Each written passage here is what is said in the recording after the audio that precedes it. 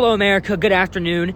My name is Mr. Blakesley, and today you join me from here in the parking lot at the hotel here in Orlando, Florida. Now, it is a beautiful afternoon. Ooh, sun, hello. But it is also a cool and crisp afternoon. It should never be scarf season in Orlando, but nonetheless, here we are. So, yesterday, we drove down here in this fine machine, 2019 Grand Cherokee, only 40-something thousand miles. And, you know, having not driven one of these in a while, I was like, wow, that's actually a pretty well-engineered automobile. I'm no fan of the Pentastar V6, but the rest of it is pretty solid. Regardless, though, after getting here, I realized that the Jeep's fine, but I need something a little different. So I went out and got this Rolls-Royce Ghost. A fine machine in all capacities, extremely luxurious, suicide doors. How could you say no? But here's the thing. I'm lying. I did not go out and get a Rolls-Royce Ghost. Instead, I went out and got this. And this time I am not lying. I am legitimately driving this 2024 Mercedes SL63 with about 11,000 miles on it for the rest of the week, all the way up to North Carolina, the whole 9 yards. The details of why I'm driving it are actually really not interesting. Not nearly as interesting as the car itself. I think we should go on a little bit of a tour, if that's okay with you. So this 2024 Mercedes SL63 AMG features a 4-liter twin-turbocharged V8 engine that produces 577 horsepower, connected to a 9-speed dual-clutch automatic transmission, and all that power is sent to all 4 wheels. What kind of performance does that give you? Great question. 0 to 60 in 3.6 seconds and a top speed of 196 miles an hour. So the SL63 is no slouch. So as you can see, this is a soft top convertible. And another feature I really like about this car are the door handles. So essentially, when the vehicle is on lock, they're nice and popped like this. But when you want to lock the car, they go in and they're all flush. But let's get the vehicle back open and take a look at its red pepper interior. Which, yes, it is very bright. It is very vibrant. It has the full Burmeister? I don't speak that silly language. I speak God's language.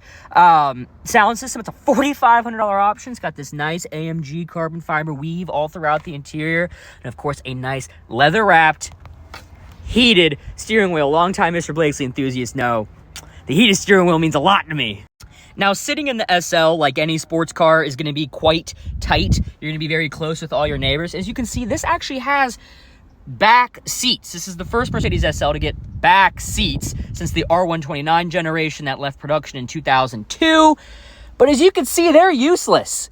You're not going to fit anyone back there. I am 5'6", famously, and if you attempt to put anyone back there, you deserve to be charged with war crimes at The Hague.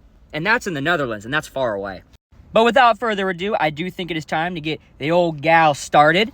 As we can see, push button start, of course, because this vehicle is modern.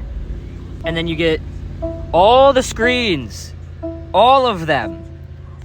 One could say there's too many screens. So this steering wheel is like its own fighter jet command center in its own right, with all the functions it has and all the things it can do. So of course these up here are going to control your screens, I assume. We're going to figure that one out. We've got this one which controls your phone and audio. And then we've got these here which control cruise control.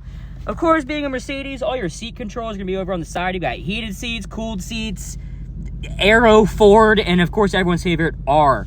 And memory seating as well.